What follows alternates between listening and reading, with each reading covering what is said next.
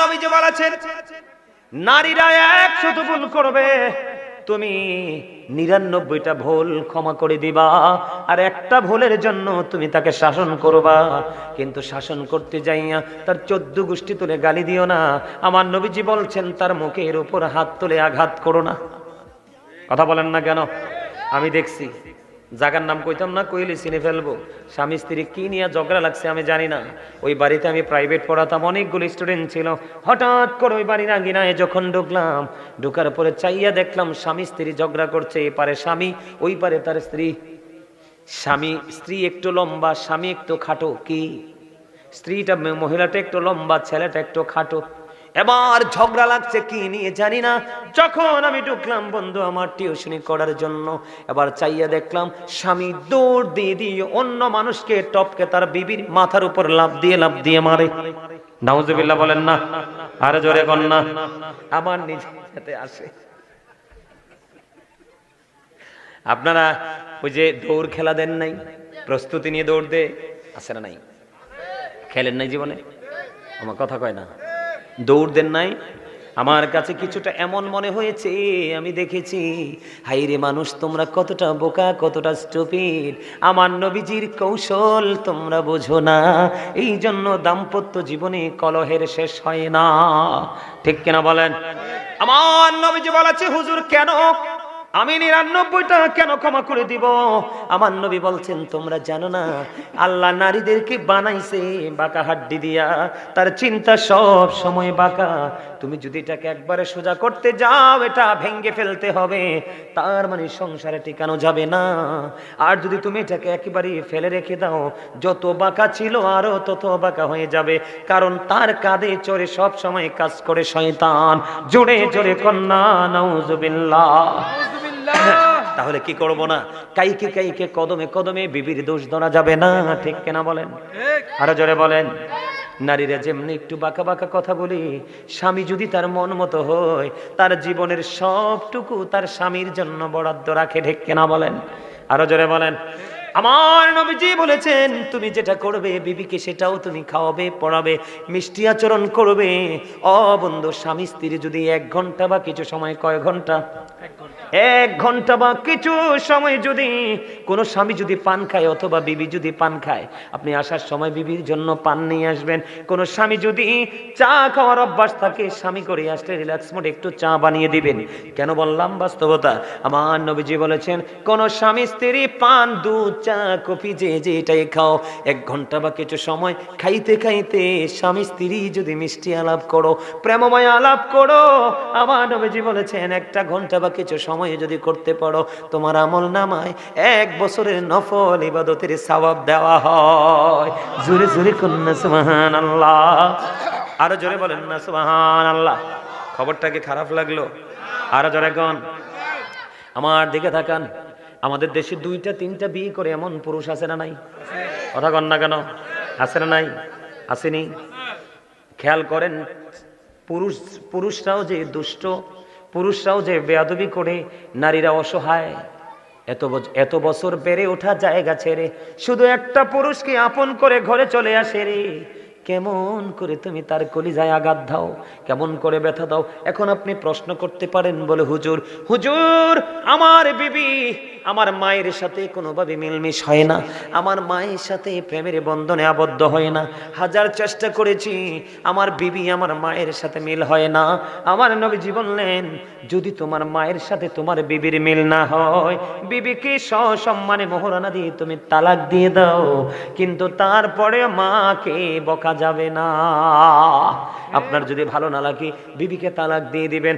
আর যদি আপনি সক্ষম হন 1টা 2টা 3টা 4টা বিয়ে করবেন, আপনার টাকা পয়সা ধন দৌলত আপনার যা আছে স্বামী হিসাবে সব কিছুর ভাগ সমান করে আপনি আপনার বিবিকে দিয়ে দিবেন। আমার নবীজি বানিয়ে দিয়েছে যদি তুমি তোমার বিবিকে ভালোবেসে থাকো, আমার নবী শিক্ষা দিয়েছে তোমার 4টা হোক সমস্যা নাই, 2টা হোক সমস্যা নাই। আমার নবীকে একদিন নবীজির বিবি প্রশ্ন করলেন, নবী গো আপনি কাকে বেশি ভালোবাসেন? আমার নবীজি খেজুর দিলেন, ও বন্ধু আরেকজনকে দিলেন, আরেকজনকে দিলেন, এমনি করে করে সবাইকে খেজুর দিলেন। দেওয়ার পরে বিসি যখন পালানোর পরে বন্ধু জানতে পারলেন সবাইকে আমার নবী সমান ভালোবাসে। জোরে জোরে কন্যা সুবহানাল্লাহ।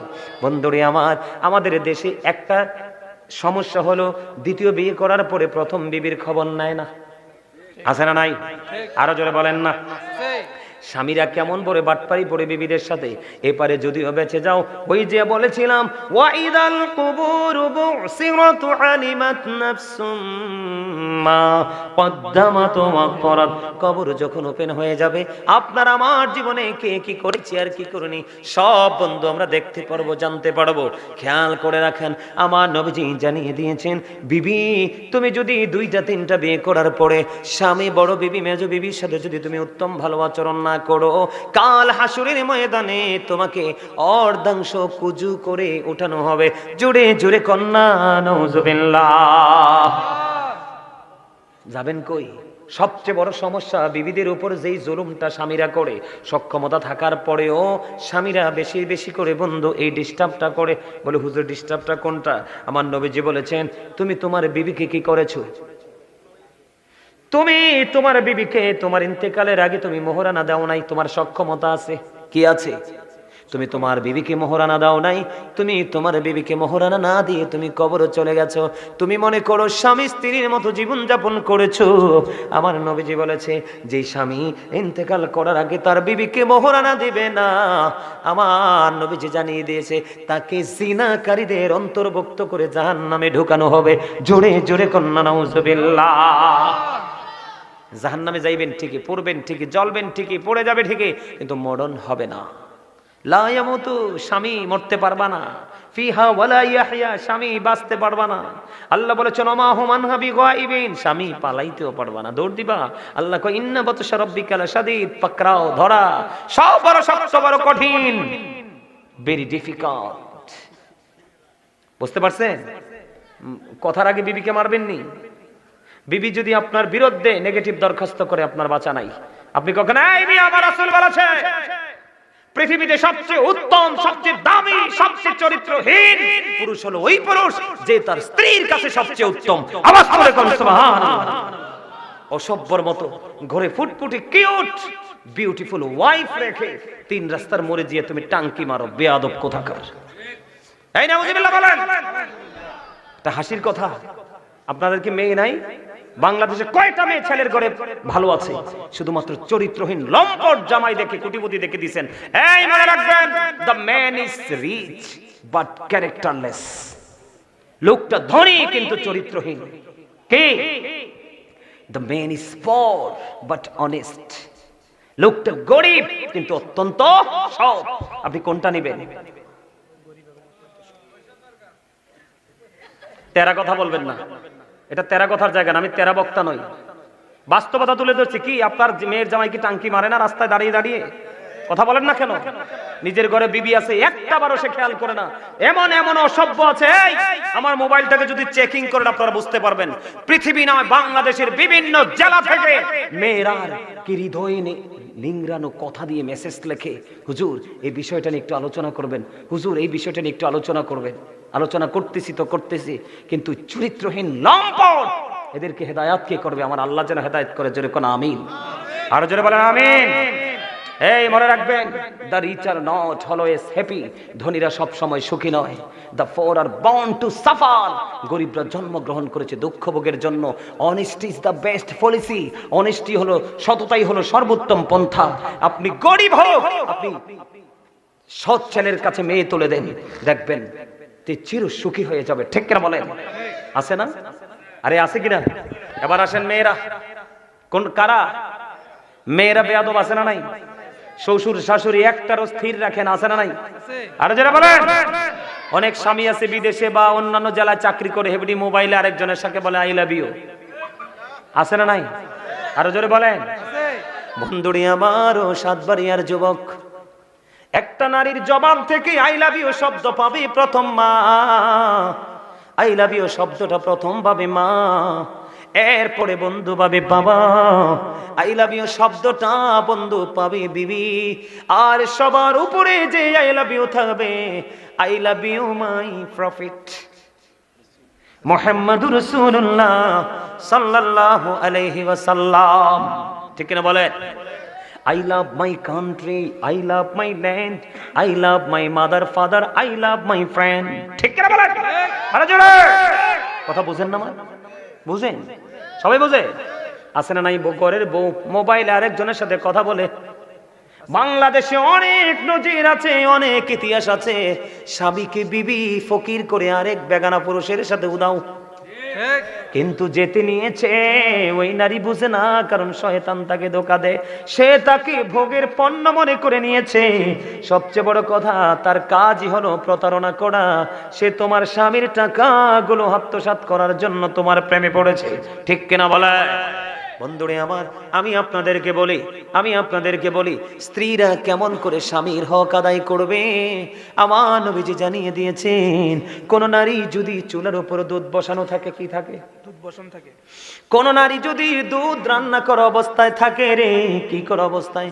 দুধ রান্না করা অবস্থায় দুধ যদি চুলার উপরে থাকে, ঠিক এই মুহূর্তে যদি স্বামী তাকে ডাকে, আমার নবীজি বলছেন চুলার উপরে দুধ রেখে তুমি স্বামীর ডাকে চলে যাও। জোরে জোরে কন্যা সুবহানাল্লাহ। বলে হুজুর দুধের কথাটা কেন বললেন? কিসের কথা? দুধের কথা কেন বললেন? আমরা যা কিছু বন্ধু রান্না করি, এর মধ্যে সবচেয়ে রিক্সের রান্না হলো দুধ। দুধ সব কিছুকে উতরাইলে ধামা চাপা দেওয়া যায়, থামানো যায়, কিন্তু দুধ উতরাইলে আর পাতিলে রাখা যায় না, তাৎক্ষণিকভাবে পড়ে পড়ে ছাই হয়ে যায়। আমার নবী যে এই জন্য বলেছে, দুধ যদি তোমার চুলার উপর থাকে, তারপরেও স্বামী ডাক দিলে তুমি দ্রুত চলে যাও, স্বামীর ডাক কি তুমি বিলম্ব করো না। জোরে জোরে কন্যা সুবহানাল্লাহ। নারীদেরকে মনে রাখতে হবে, বন্ধু নারীদেরকে মনে রাখতে হবে, the wife's paradise under the feet of the husband. প্রত্যেকটা নারীর জান্নাত হলো তার স্বামীর পায়ের নিচে। জোরে জোরে কন্যা সুবহানাল্লাহ। কিছু কিছু বেয়াদব মহিলা আমারে কয়, হুজুর এটা কোন ধরনের কথা কইলেন? আপনারা পুরুষ দেখে কি আপনার দাম এত বেশি নেই? আপনি যদি বলেন স্বামীর পায়ের নিচে স্ত্রীর জান্নাত, আমি কই আপনি এত বোকা, আপনি এত স্টুপিড কেন? মূলত বন্ধু স্বামীর পায়ের নিচে জান্নাত নয়, মূলত জান্নাত হলো স্বামীর সন্তুষ্টিতে। সুবহানাল্লাহ বলেন না কেন? আরো জোরে বলেন না কেন? আরো জোরে। তো স্বামীর সন্তুষ্টি অর্জন করলে এটা কি পা বাদ যায়নি? কথা কয় না। পা বাদ দিয়ে স্বামী কোন যাইব? পা কি বাদ যায়? কথা বলেন, পা বাদ যায়। পায়ের কথা কইলে তুমি এত রাগ হও কেন? এই নারীদেরকে বলা যায়, আমার নবীজি বলেছেন, আল্লাহ ছাড়া যদি কাউকে সিজদা দেওয়ার বিধান থাকতো, আমার রাসূল বলেছে, আমি নবী বলতাম প্রত্যেকটা স্ত্রী তার স্বামীকে সিজদা দাও। একটা নারীর জীবনে সবচেয়ে বড় অলংকার হলো তার স্বামী। আর তুমি স্বামীর পকেটের টাকা চুরি করে বাবার বাড়ি পাঠাও, বিপদে পড়লে আইনা আব্বার বাড়িতে আনছে কি ঠিক মতো না দিলে খবর আছে? আছে না নাই? আরে যারা বলেন আছে নাই? এমন নারী আছে না? বলে হুজুর আপনি এত কথা জানেন কেমনে? কিতাব থেকে শুনছি। শোনেন এবার, আমার রাসূলের জামানায় শোনেন, শিক্ষা নেন আজকে। মা বোনদেরকে বলবো, সাতবাড়িয়া গ্রামের আমার মা বোনেরা সবাই শুনো, তুমি টাকা দাও, সমস্যা নাই, স্বামীকে বলো, স্বামী গো আমার বাবার সমস্যা যদি থাকে, ভাইয়ের সমস্যা, আমার ছোট বোনের সমস্যা, তুমি তো জানো তোমার স্বামী অত্যন্ত অনেস্ট। ঠিক কিনা বলে? তোমার স্বামী না করবে না। আর তোমার স্বামীর যদি দেওয়ার সক্ষমতা না থাকে, তাহলে তুমি কেন চুরি করে ট্রান্সফার করবা? ঠিক কথা বলেন না কেন? ঠিক বন্ধুরে আমার দিকে তাকান। কোন বিবিকে, আমি ওই জায়গায় আসতেছি, কোন বিবিকে রাতের অন্ধকারে স্বামী সারাদিন পরিশ্রম করলো, ক্লান্ত শরীর নিয়ে বিছানায় চলে গেল। হাদিস শরীফ, আমার নবীজি বলছেন, স্বামী বিছানায় যাওয়ার পরে বিবিকে আদর করে ভালোবেসে কাছে ডাকলো, কিন্তু বিবি অন্যের প্রেমে সাঁতার কাটে। স্বামী ডাক দেওয়ার পরনে বন্ধ, মুখটা উল্টো দিকে ঘোরাইয়া দিল, আর স্বামীর কলিজায় এত ব্যথা পাইল রে বন্ধু, স্বামী দ্বিতীয়বার কষ্ট পেয়ে আর তাকে ডাকলো না। আমার নবীজি বলেছেন, স্বামী তোমাকে কাছে ডাকলো আপন করে, তুমি তার ডাকে সাড়া দিলা না।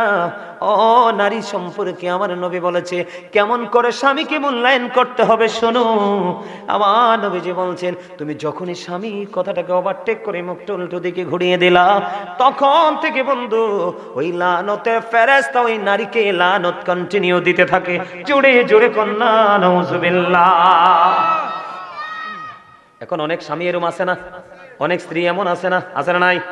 কথা বলেন না কেন? নারীরা স্বামীর কথা ছেড়ে এই বাড়ি থেকে ওই বাড়ি যেতে পারবে না। কি করতে পারবে না? ওই বাড়ি থেকে ওই বাড়ি যেতে পারবে না। স্বামীর অনুমতি ছাড়া স্বামীর পকেটের বা স্বামীর ঘরের সম্পদ চুরি করে বাবার বাড়ি পাঠাতে পারবে না। মদিনাতুল মুনাওয়ারার ছোট্ট একটা ঘটনা বন্ধু আমি আপনাদেরকে বলি। এক বুড়িমা তার মেয়েকে বিয়ে দিল। বিয়ে দেওয়ার পরে বন্ধু স্বামী পৃথিবীতে আছে, মেয়েটা মারা গেল। মারা যাওয়ার পরে বেশ কিছুদিন চলে গেল, কবরে সেই রইল। কবর বন্ধু অতিবাহিত করতে করতে করতে করতে হঠাৎ করে একদিন গভীর রজনীতে ওই বুড়িমা বন্ধু দেখতে পাইল তার মেয়েটার এদিক তাকান, তার মেয়েটার মাথার মধ্যে বন্ধু লোহার পেরেক বসানো হচ্ছে। কিসের পেরেক? লোহার পেরেক। হাত দুটির মধ্যে বেরি পড়ানো আছে, পায়ের মধ্যে বেরি পড়ানো আছে। মেয়েটাকে প্রশ্ন করলো, মা তোমার এই অবস্থা কেন? মা কেন জানো না, আমি আমার স্বামীর কথা অমান্য করে কত চিন জায়গা ঘুরেছি, স্বামী জানে না। আমার এই হাত দিয়ে আমি স্বামীর পকেটের স্বামীর ঘরের কত কিছু চুরি করে বাবার বাড়ি পাঠাইছি। স্বামীর পকেট থেকে নিলে বন্ধু চুরি হয় না, স্বামীর ঘর থেকে নিলে চুরি হয় না, অপরাধ হয় না। কিন্তু বড় অপরাধ হলো রে এটা নেওয়ার পরে বাবার বাড়ির বলে স্বামীকে প্রেসার ক্রিয়েট করা। কথা কয় না কেন? তার সহধর্মী নিয়ে তো তারটা নিবে 16 আনা অধিকার। স্বামীর উপর যেমন স্ত্রীর অধিকার, স্ত্রীর উপরও স্বামীর অধিকার আছে। কিন্তু তুমি নিয়েছ, এটা দোষের নয়। কিন্তু সবচেয়ে বড় দোষ হলো বাবার বাড়ি থেকে আইনা আবার স্বামীকে ছোট করেছো, তার কলিজায় আঘাত দিয়েছো। এবার ঘুম ভেঙে গেল, সকাল হলো, স্বামীর কাছে চলে গেল। কি করলো? স্বামীর কাছে চলে গেল, বাবা আমার মেয়েটা তোমাকে অনেক কষ্ট দিয়েছে গো বাবা, তুমি ক্ষমা করে দাও। এবার ওই স্বামী দেখে বলল, আমি আপনার মেয়েটাকে কোনোদিন আমি ক্ষমা করব না। কেন গো, কেন গো? আপনার মেয়েটা আমাকে এই জীবনে সুস্থ থাকতে দেয়নি, সে আমার জীবনটাকে শেষ করে দিয়েছে। এবার বুঝতে পারলেন ওই বুড়িমা স্বামী তার স্ত্রীকে ক্ষমা করবে না। এবার সোজা দৌড় দিলেন প্রাণের নবীজির কাছে। নবীজির কাছে চলে গেলেন, গিয়ে বললেন, ইয়া রাসূলুল্লাহ এই এই ঘটনা। আমার নবীজি মেয়ের স্বামীকে ডাকলেন। ডাকার পরে আমার নবী এসে বললেন, তুমি তো ওই মেয়েটার স্বামী, তুমি যদি ওই মেয়েটাকে আল্লাহর ওয়াস্তে আল্লাহর সন্তুষ্টির জন্য যদি তুমি ক্ষমা করে দাও, আমার আল্লাহ তোমাকে আপন করে নেবে, ক্ষমা করে দেবে। বলতে দেরি রে, প্রাণের নবীজির জবান মোবারকের কথা ওই মহিলাকে সঙ্গে সঙ্গে তার স্বামী কবুল করে নিল। আমার নবী বন্ধু জানতে পারলো ক্ষমা করে দেওয়ার কারণে ওই মেয়েটাকে আমার আল্লাহ জাহান্নাম থেকে পরিত্রাণ দিয়ে জান্নাতি করে দিয়েছে। তার মানে আযাব বন্ধু মুক্ত হয়ে গেছে। জোরে জোরে কন্যা সুবহানাল্লাহ। আরো জোরে বলেন না সুবহানাল্লাহ। আর একটু মহব্বতে। আপনারা যারা মুরব্বীরা আছেন, মুরব্বী আমার দাদাভাই যারা আছেন, আপনারা কি আগের যুগে দেখছেন না রাজা বাদশা বা অনেক ধনী মানুষরা তার বিবিকে বাইরে আসতে দিত না? বাড়িতে কি রাখতো? দাসী রাখতো কিনা? বাদী রাখতো কিনা? আপনারা শোনেন নাই? আমিও দেখেছি, আমাদের এলাকায় এখনো আছে বন্ধু, কাজের বউ আছে, মেয়েরা ঘর থেকে মহিলারা বার হয় না।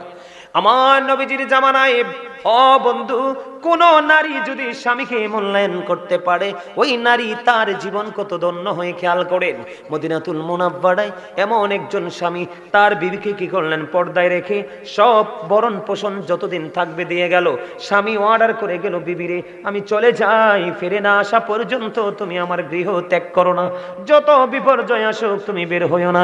নবী স্বামী চলে দিয়ে গেলেন, কাজের লোক দিয়ে চলে গেলেন। যাইতে যাইতে যাইতে যাইতে বন্ধু দিন অতিবাহিত হয়ে গেল। এইভাবে করতে করতে সময় বন্ধু পার হয়ে গেল। হঠাৎ করে একদিন মেয়েটার কাছে খবর আসলো। খবর হলো কি, তোমার বাবা সিরিয়াস অসুস্থ, দেখতে যেতে হবে। এবার মেয়েটা কি করলেন? বাবার অসুস্থতার খবর শুনে কিন্তু যায় নাই। মেয়েটা খবর পাঠালেন প্রাণের নবীর কাছে, আমার স্বামী এইভাবে নিষেধ করে গিয়েছে, আমি এখন যেতে পারবো কিনা? আবার নবীজির কাছে যখন খবর জানতে চাইলেন, নবীজি জানিয়ে দিলেন, না না না, স্বামী যদি শক্ত নির্দেশনা দিয়ে থাকে তুমি যেতে পারবা না। ওই মেয়েটা পারলো একদিকে আমার স্বামীর নির্দেশনা, আরেকদিকে আমার প্রাণের নবীর নির্দেশনা, আমি কি করব না, আমি গৃহ ত্যাগ করব না। বন্ধু এমনি করে করে চলতে লাগলেন, কিন্তু এখনো তো স্বামী বাড়ি ফিরে আসলো না। দেখতে দেখতে সময় পার হয়ে গেল। একদিন হঠাৎ করে বন্ধু বাবার মৃত্যুর খবর চলে আসলো। ইন্না লিল্লাহি ওয়া ইন্না ইলাইহি রাজিউন। বাবার মৃত্যুর খবর যখন চলে আসলো